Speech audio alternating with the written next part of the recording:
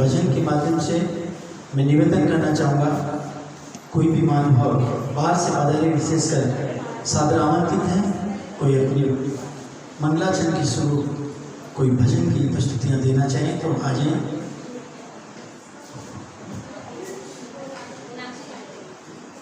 मनीषा जी आइए, मनीषा जी।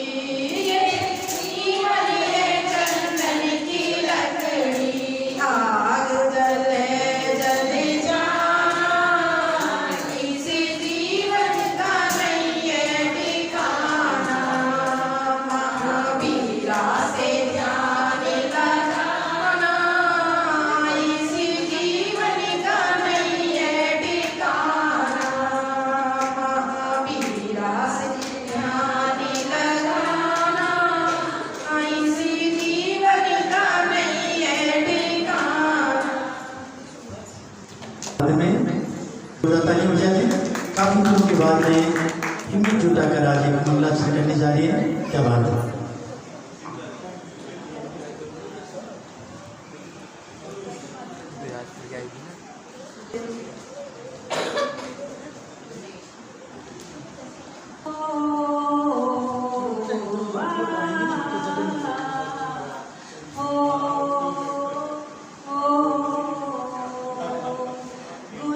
संसार समाया, गुरु का है आशीष पाया, प्रभु ने खुद से भी पूजा, गुरु का स्थान बताया। गुरुवर तो ज्ञान के सागर है, इनसे ही जन्नत है।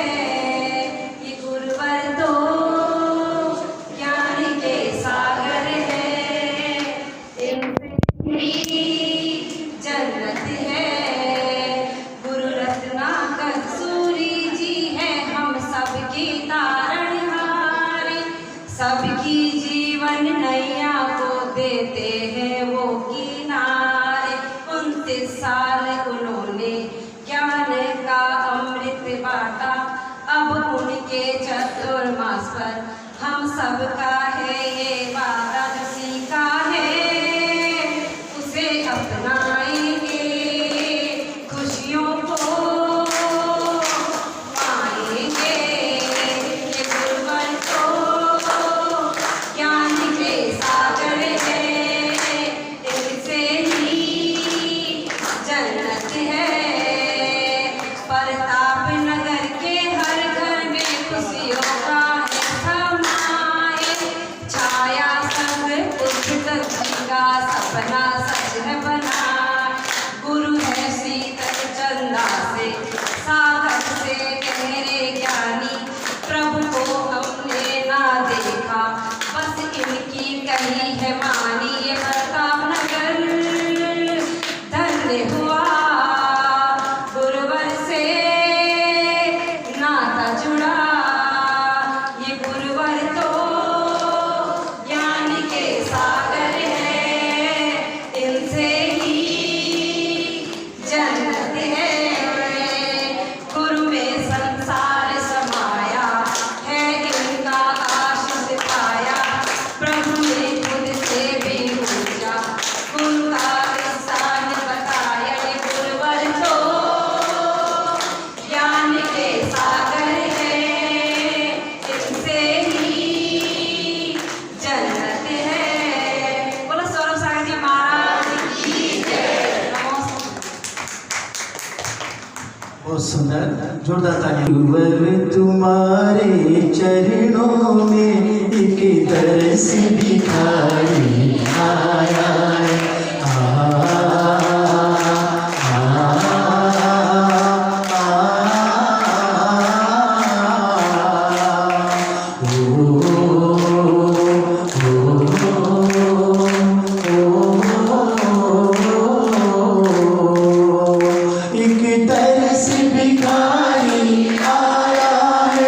एक दर्श भिखारी आया है, एक दर्श भिखारी आया है, एक दर्श भिखारी आया है, एक दर्श भिखारी आया है। गुरु दर्शन दिशा पाने को दो नैन कटोरे लाया। गुरु दर्शन दिशा पाने को दो नैन कटोरे लाया।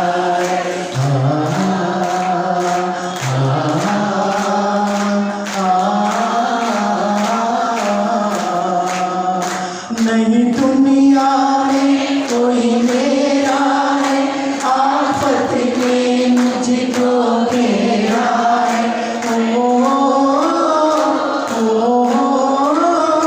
नहीं दुनिया में कोई मेरा है, आफत ने मुझको घेरा है। गुरु एक सहारा तेरा है, दुनिया से चित घबराया है। गुरु एक सहारा तेरा है, दुनिया से चित घबराया है। बोलिए।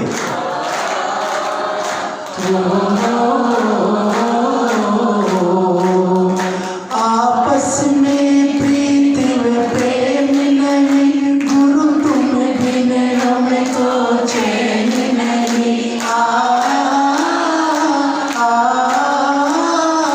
आपस में प्रेम व प्रीत नहीं, गुरु तुम बिन हमको चैन नहीं। अब तो तुम आकर हमें संभालो, है गुरु, यही कहना चाह रहे ना। अब तो तुम आकर हमें संभालो, तीनों के नाते बुलाया है। गुरु तेरे चरणों में एक दर्श भिखारी आया है।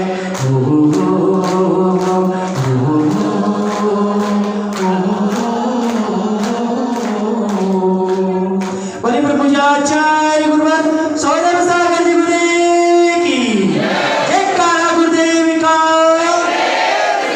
जयकारा गुरुदेव का। तो लीजिए सीधे सीधे हम कुछ गुरु के चरणों में चलेंगे। अपनी जो भी जिज्ञासा हो मन में, जो भी उठ रही हो मन की बात आप यहाँ रख सकते हैं। निश्चित तौर पर सहजता से उसका समाधान कुछ गुरु करेंगे। तो कौन आ रहे हैं पहले, आइए।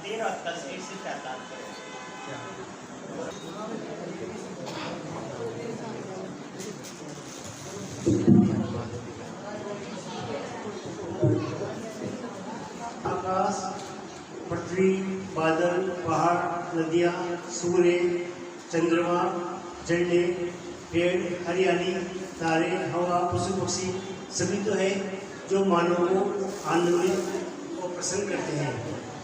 और आप जैसे संतों का सानिध्य मिला हुआ है।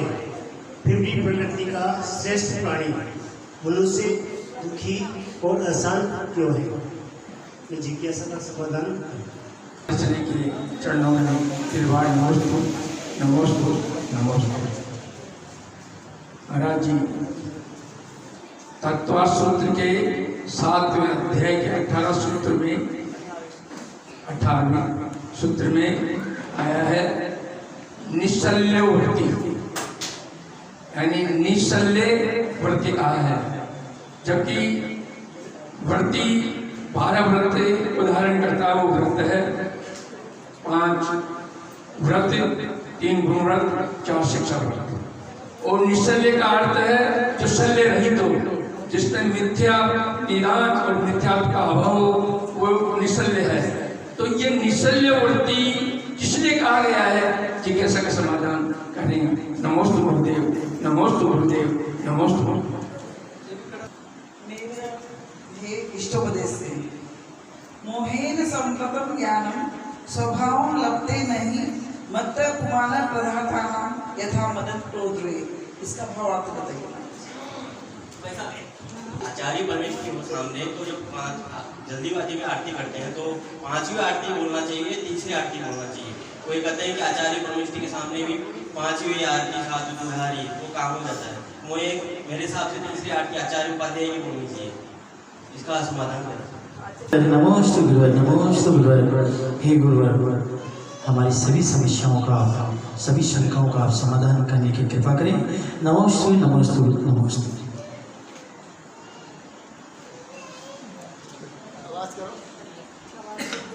किताब में भावार्थ लिखा हुआ है। तिल तिल करे देह के खंड, असुर लड़ावे सबको मानो। और सीधा सीधा अर्थ है। महीनपन की 2 जन्म वाले श्लोक का अर्थ भावार्थ भी उसमें लिखा हुआ है, इसलिए उसका अर्थ वही है। उसमें कभी विवेचन करने की कोई आवश्यकता नहीं, क्योंकि पूज्य पादाचार्य का श्लोक बड़ा अच्छा शास्त्र है। 58 श्लोक है, इसलिए वो श्लोक अलग अलग है। 3रे नंबर पर कौन सी बात आ गई थी? निश्चल्यो वृत्ति। वो भावार्थ तो अम्मा जी सभी लोग पूछते हैं, इसलिए आपने सोचा कि चलो हमें क्वेश्चन वो बुलवाने के लिए प्रश्न है। इसका जो विवेचन होता है सब समझे समझाए लोग हैं,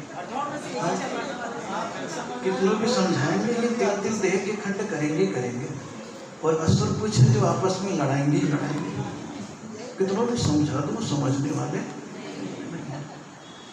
बिच्छू के ऊपर कितना भी हाथ फेरो वो डंक मारेगा ही मारेगा। बिच्छू का डंक तोड़ना पड़ता है। इसलिए मोहीनपन की तक ये भीतर का मोह कीचड़ होता है, इसलिए ये सब विषय अलग है। उस विषय में अभी कहने की कोई आवश्यकता नहीं। निश्चल्यो वृत्ति माया मिथ्या निदान। सामान्य रूप से व्रत का रूप तो बाबा बता ही दिया है। इसका बता दिया है 12 व्रत तो बताइए, लेकिन माया मिथ्या निदान। जो व्यक्ति व्रत ले लेता है उसके भीतर कहीं छल नहीं होना चाहिए। क्या होना चाहिए? स्पष्टता। क्या? क्योंकि माया दूसरे को धोखा तो दे सकती है, लेकिन अपने आप को नहीं दे सकती। और उसके भीतर वो बात चुपती रहेगी तो संयम की वृद्धि इसलिए कह दिया माया मिथ्या, झूठा शरीर। कि कई बार कई लोग संसारिक जीवन में कई काम करते हैं, व्रत ले लेते, कहते हैं अगर ये छोड़ दूंगा तो कहीं मेरा ये नुकसान न हो जाए।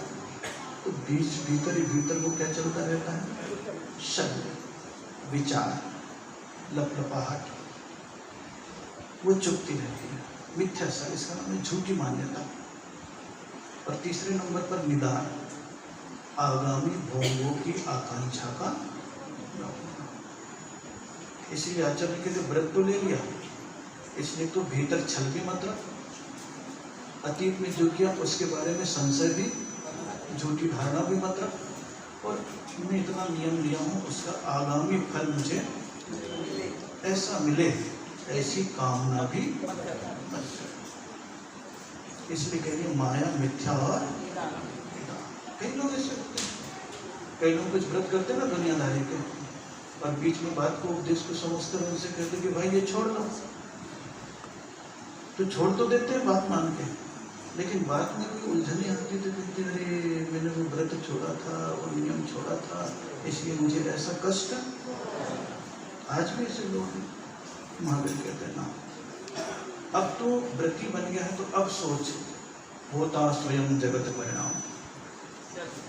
अब तो मालिक नहीं है, कौन नहीं है, मालिक नहीं है। अब तो अपने कर्मों के अधीन छोड़ दे। इसीलिए श्लोक आता है ना, कर्म पर वशेषांते, कर्म के वशीभूत होकर के सब, ये वृत्तियों के लिए, ये उसी के श्लोक होते हैं। इसलिए कह रही माया मिथ्या और निदान। और किसका प्रश्न था, तो नसीब, तकदीर, तदबीर पर्यायवाची शब्द है, उर्दू में आ गया थोड़ा सा। इसमें माया कसाई और माया सल्ले अलग अलग है, कसाई अलग है। कसाई तो होगी अनंतानुबंधी आत्मा की हो सकती है, लेकिन शल्य कितने दिन तक चल सकती है, 15 दिन। 15 दिन से ज़्यादा चला तो कसाई नौवीं गुणस्थान का माया तो है ही, लेकिन सामान्य रूप से अप्रत्यक्षान, प्रत्यक्षान जो है अनंतानुबंधी छुड़ाया है। कौन सा, फिर प्रत्यक्षान छुड़ा दिया।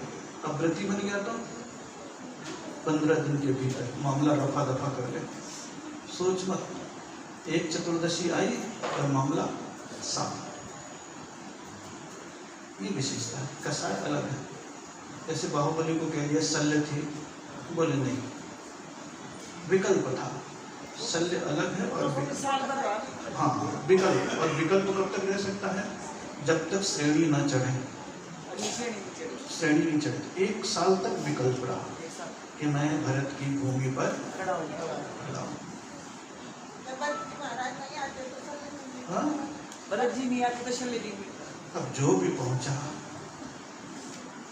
अब भरत जी के भी पहुंचने का कह देते हैं और ब्राह्मी सुंदरी का भी कह देते हैं। ये कह दिया भैया, कब तक तुम ये सोचोगे भरत की भूमि पर खड़ी हो, ये पृथ्वी तो किसी की भी स्वाभाविक। इसमें निदान बंद और निदान सल्ले के अलग अलग। हाँ, दोनों अलग है। आगामी आकांक्षा की शल्य जो छुपेगी ना, कई बार नियम ले लेते हैं, व्रत ले लेते हैं, जाप भी करते हैं, पाठ भी करते हैं, कामना से करते हैं, मुझे इसका ऐसा फल मिलना नहीं मिलता। निदान बंद आगामी भोगों का होता है, ये वर्तमान में आकांक्षा कर लेता है। और कई बार आकांक्षा से कई नियम होते हैं। कई वृत्ति आपको ऐसे मिलेंगे जो जीविका के लिए व्रत नहीं है, जीविका के लिए व्रत नहीं है। बोले ठीक है, इनके माध्यम से मेरा रोजगार मिल जाएगा, पढ़ाई हो जाएगी, परिचय हो जाएगा, तो स्टाम्प लगा लो और अपना माल बेचो। आपको सैकड़ों मिलेंगे ऐसे, और व्रती हैं। ड्रेस व्रती का है, स्पष्ट करें तो बहुत पता लग जाएगा आपको, क्योंकि जिंदगी बहुत जटिल है और इसलिए उनके संयम के आगामी भाव भी पैदा नहीं होते। फिर उनकी जिंदगी में रोजगार आ जाता है, त्याग नहीं होता। इसलिए निदान शल्य को नहीं। फिर उसको संबोधन करते हैं, भाई किस लिए व्रत लिया था, दुखी निरंतरित हो गए, दुखों को शांत करने के लिए, निष्कांक्षी भावना। ये सारी चीजें एक दूसरे से कनेक्टेड है। शास्त्रों के श्लोकों में बहुत सारी चीजें बताई गई। जब इसको गहराई से चिंतन करते हैं तो सारे रहस्य खुल जाते हैं। इसलिए कितने सारे जीव हैं, ये जीवों के लिए बता दें, ये निदान शल्य भी न हो, माया भी न हो और मिथ्या, ये सारी चीजें बता दी। महाराज जी जैसे कभी कोई नियम नहीं लेते हैं, छोड़ दिया पढ़ने की चीज, बाकी कभी उसकी इच्छा हुई तो उसको 10वीं इच्छा स्वाभाविक क्रम है। इच्छा मन से होती है ना, वो तन को आदेश देता है, तन उसे न स्वीकार करे, वचन से न डिमांड हो, मन में है आज नहीं तो कल वो भी समाप्त होगा। ये साधना का क्रम है। किसका क्रम है? साधना का क्रम है। तो साधना में इस प्रकार की चीजें होती रहती है, स्वाभाविक रूप से होती है। तो बोले कितना बच सकते हो, इसलिए वो शल्य दे दिया। शल्य मतलब चुभने वाला। क्या होने वाला? कई बार कई बातें दिमाग में चुभ जाती है किसी की, और चुभ जाती है तो कभी कभी इतना गहरा हो जाता है वो शब्द कि डिप्रेशन में आ जाता है, नहीं निकलता, वो बैठ जाता है दिमाग में, और बैठ जाता है तो अवसाद। आजकल डिप्रेशन नाम है, लेकिन पहले क्या था? वो अवसाद। उसको निकालना पड़ता है। तो महावीर ने कही वृत्ति बन गया है, अब तो मत सोच, बचाया गया है, और जितना ज़्यादा बच्चा उतना ज़्यादा आनंद होता है। इसलिए और नसीब, तकदीर, तदबीर उसी का विकसित रूप है। नसीब और तकदीर और लक, भाग्य, ये सारी चीजें क्या है? पर्यायवाची शब्द है उर्दू। और तदबीर मतलब वो मिल गया, हम जीत गए। क्या हो गया? हम जीत गए, हम पा गए, हमें सब कुछ मिल गया। तो हिंदी में उर्दू के शब्द बहुत प्रवेश करते हैं। किसके शब्द? उर्दू के शब्द। इससे पता ही नहीं लगता कि हम हिंदी बोल रहे हैं कि उर्दू बोल रहे हैं, और इसका हिंदी शब्द ढूंढो तो मिलता भी नहीं बता पाते कई बार। ये सब चीजें स्वाभाविक रूप से आती ही रहती है। साधुओं को आहार देने के लिए कौन पात्र है? जैन साधु को आहार देने के लिए कौन लोग पात्र है? व्रती। केवल और क्या? आप लोग कोई पात्र नहीं, एक भी नहीं, क्योंकि आपके शुद्ध खाने का नियम ही नहीं है। क्या नहीं है? एक भी नहीं है। ये तो हम आप लोग को संभाल रहे हैं बस।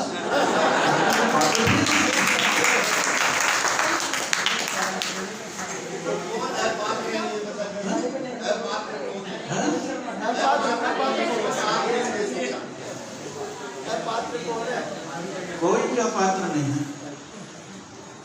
जहां संभावना है सुधरने की, सब पात्र है।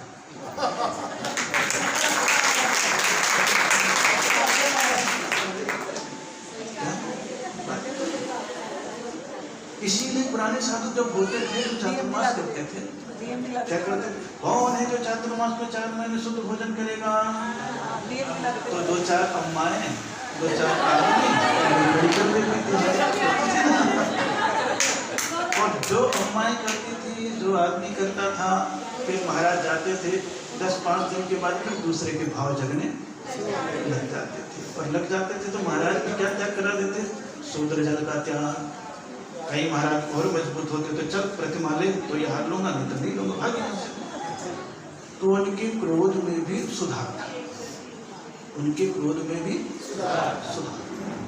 और उस समय के आज भी लोग बैठे हुए हैं। आज कहते हैं उतने साल पहले आचार्य विमल साधव जी आए थे, तब शूद्र जल का त्याग कराया था।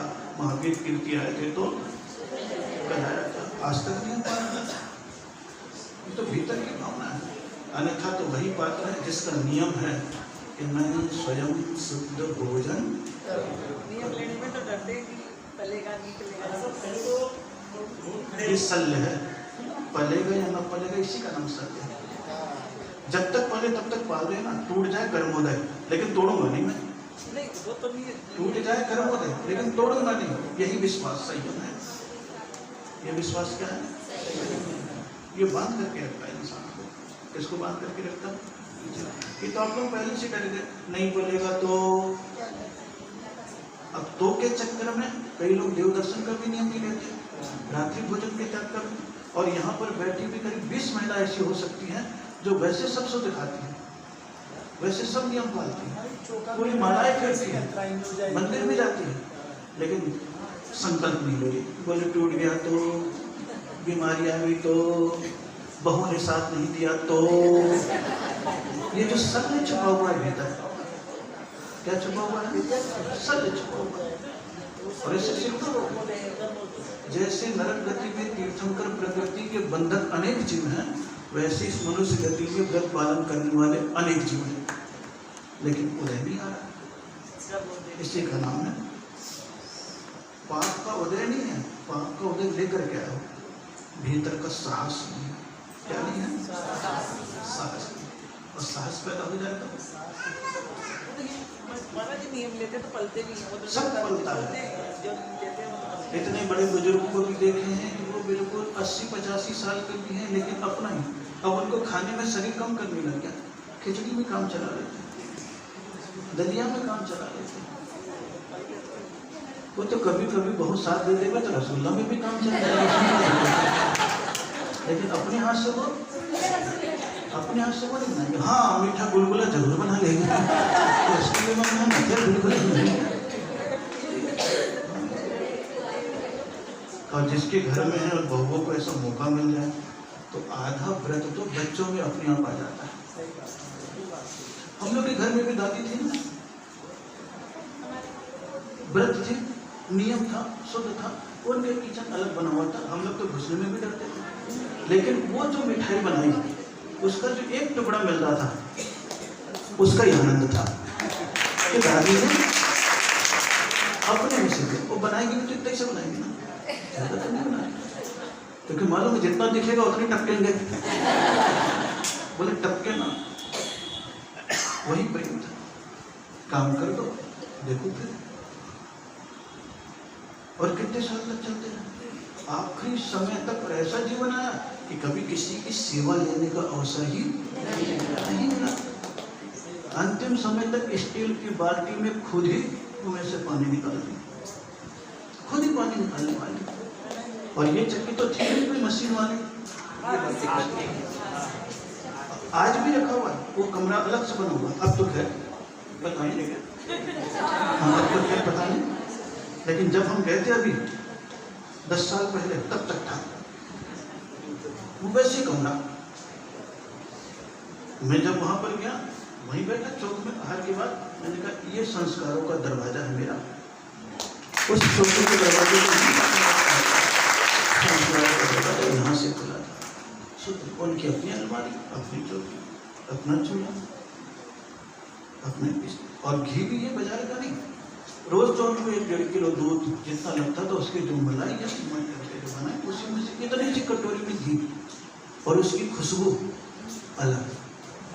कभी भी आप सुन करके देखो, उसके अलग था, वो भी देखा, वो उस समय भी व्रत को पालन करने वाले करते, नहीं करने वाले तो मन होता है। जिस दिन मन संकल्प कर लिया, दादाजी ने क्या किया ये नहीं पूछ रहा हूँ, आप क्या कर रहे हो, दादा तो धीरे धीरे हम पूरे बढ़ेंगे नहीं, वो तो केवल व्रती तक थे, मैं महाराष्ट्र तक बन गया। पता नहीं किसका जीवन कहाँ कैसे, और थे कोई इधर ही के तो थे, राजस्थान की तो है इधर, और कुछ नहीं, यहीं से गए थे आस्तिक, आस्तिक से गए, ये आस्तिक अलग नहीं है, तो इधर से आस्तिक, तो ये जीवन है, कहाँ से गए और कहाँ पहुंचे, लेकिन फिर भी नियम, व्रत, बुजुर्ग अवस्था, कभी किसी का सहारा, रोज मंदिर जाना। और इतना है, इस उम्र में भी दूध निकालने की ताकत थी, उसी के कारण से गाय बली थी कि घर का ही दूध, घर का ही खाना, खुद दूध निकालने वाले, खुद पानी खींचने वाले, खुद पूजा करने वाले, खुद आटा पीसने वाले, बाहर की तो कोई चीज की जरूरत ही नहीं पड़ती। तो इसकी यही विशेषता थी कि अंतिम समय तक एक भी दांत नहीं टूटे थे, बाकी के तो टूट जाते हैं।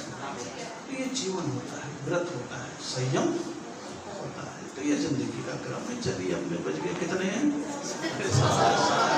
चलो अभी तो दिल्ली के 3 दिन की छुट्टी है ना, तो सब दिख रहे हैं घूमते घूमते। सवेरे से भी सब सूरजमल के आए थे सब,